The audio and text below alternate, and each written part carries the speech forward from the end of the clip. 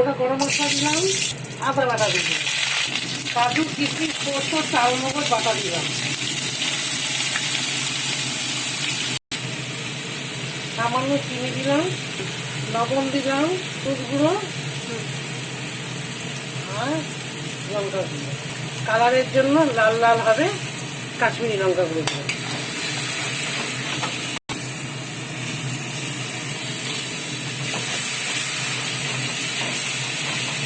একটু গরম মশলা দিলাম, একটু গোলাপ জল দিলাম, কেওড়া জল দিলাম,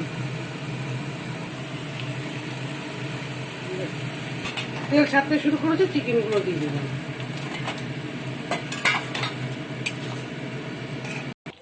দেখুন বন্ধুরা কালারটা কেমন হয়েছে, একটু উপর থেকে চিজ ছড়িয়ে দিচ্ছি।